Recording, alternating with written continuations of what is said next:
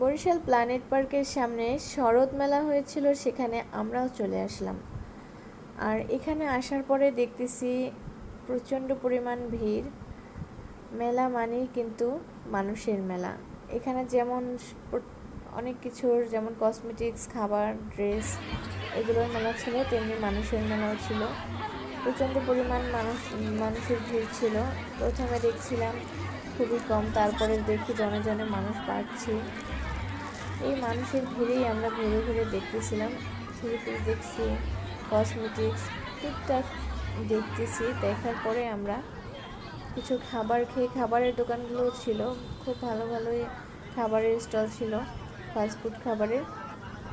এরপরে আমরা একটু ঘোরাঘুরি করে, মেলার সামনেটা কিন্তু এরকম লাইটিং করা ছিল, খুবই সুন্দর।